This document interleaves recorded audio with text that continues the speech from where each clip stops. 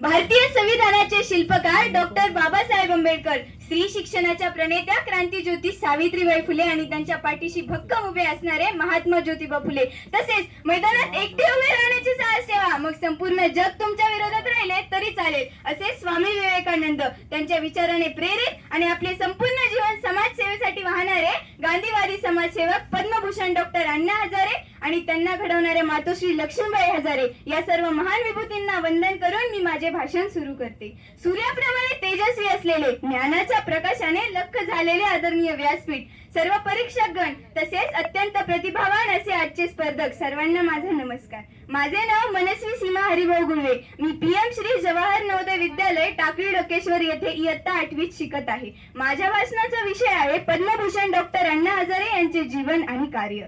रायगड सिद्धीच्या मातीत तुळून उगवला एक तेजस्वी विचार, साधेपणाच्या वस्त्रात लपलेला जनतेचा खरा आधार, ना सत्तेची लालसा त्यांना, ना संपत्तीचा अभिमान, सत्य अहिंसा त्याग यावर घडला त्यांचा महान प्राण, असे आदरणीय अण्णा यांचा जून 15 जून 1937 रोजी अहिल्यानगर जिल्ह्यातील भिंगार येथे झाला. त्यांचे पूर्ण नाव किसन बाबूराव हजारे. अण्णांचे 4थी पर्यंतचे शिक्षण भिंगार येथेच झाले व पुढील शिक्षणासाठी ते मुंबईला आत्यांच्या घरी राहिले. सत्य अहिंसा समाजसेवा यांचे बाळकडू अण्णांना मातोश्री लक्ष्मीबाई यांच्याकडून मिळाले. देशभक्ती तर त्यांच्या रक्तातच ओसंडून वाहत होती. अण्णांचे आजोबा इंग्रज सैन्यात होते. पुढे जाऊन 1945 मध्ये वडिलांचे छत्र हरपले आणि कुटुंबाची जबाबदारी अण्णांवर आली. अण्णांनी मुंबईमध्ये फुलांचा व्यवसाय सुरू केला. पुढे 1962 मध्ये चीनने भारतावर आक्रमण केले. भारताचे अनेक सैनिक शहीद झाले आणि सरकारने भारतीय युवकांना आवाहन केले सैन्यात भरती होण्याचे. मग 1963 मध्ये अण्णा सैन्यात भरती झाले. देशासाठी झुंजला देव जरी मन मात्र अडळ राहिले, स्वार्थ नको सत्ता नको सत्याच शेवटी जिंकले. सैन्यात असताना 1965 मध्ये भारत पाकिस्तान युद्धात पाकिस्तानशी लढताना अण्णांचे सहकारी सैनिक शहीद झाले आणि गाडीवर 20-25 गोळ्या लागल्या असूनही अण्णा आश्चर्यकारकरित्या बचावले. तेव्हाच अण्णांनी निर्धार केला की ईश्वराची आपणाकडून काहीतरी करून घेण्याची इच्छा असावी, म्हणूनच मी वाचलो. तेव्हापासून अण्णांनी समाजासाठी जगण्याचे ठरवले. अण्णा म्हणतात, शेतीमध्ये दाण्यांनी भरलेले कणीस पाहिजे असेल तर आधी एका दाण्याला जमिनीत गाडून घ्यावे लागते. जे दाणे जमिनीत गाडून घेत नाहीत त्यांचे गिरणीत पीठ होते आणि ते नष्ट होतात. वयाच्या 25व्या वर्षी अण्णांनी स्वतःला एक दाणा बनवून जमिनीत गाडून घेतले आणि रायगड सिद्धीसारखे आदर्श गाव घडले. पाणी अडवा पाणी जिरवा हा मंत्र दिला जनतेला, श्रमदानाच्या घामातून स्वर्ग उतरला धरतीला. केवळ स्वतःच्या गावाचाच विकास करून अण्णा थांबले नाहीत, तर तालुका, जिल्हा, राज्य आणि देशासाठी भ्रष्टाचार मुक्त लोकशाहीसाठी अनेक आंदोलने आणि उपोषणे करून जनलोकपाल, माहितीचा अधिकार तसेच शेतीमालाला योग्य भाव मिळावा अशी अनेक कामे अण्णांच्या उपोषणामुळे आणि आंदोलनामुळे पूर्ण झाली. अहो, आपल्याला एका दिवसाचा एकादशीचा उपवास असला तरी जीवाची किती घालमेल होते.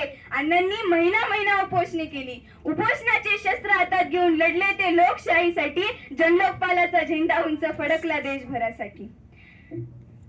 भ्रष्टाचारा विरुद्ध लढताना अण्णांनी सत्य व अहिंसा हे 2 मार्ग कायम जपले. स्वतःची साधी राहणी, साधे जीवन, आयुष्यभर ब्रह्मचारी, फक्त आणि फक्त समाजासाठी.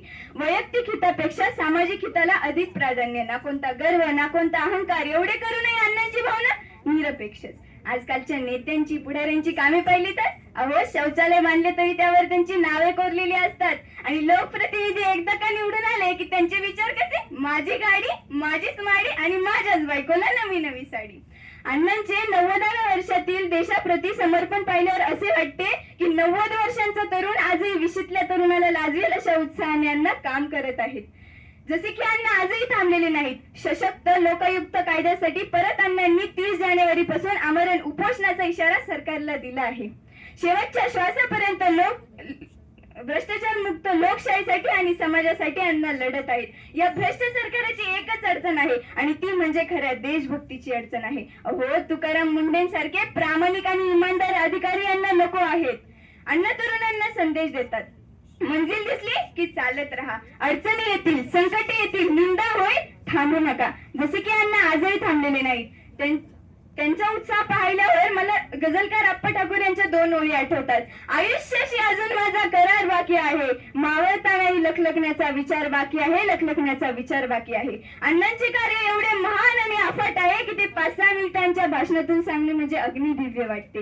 बोलण्यासारखे खूप आहे, बोलणारेही खूप आहेत, परंतु वेळेचे बंधन सर्वांनाच आहे, तसे मलाही आहे. धन्यवाद. आयोजकांनी मला इथे बोलण्याची संधी दिली त्याबद्दल मी शतशः ऋणी आहे. जय हिंद, जय महाराष्ट्र.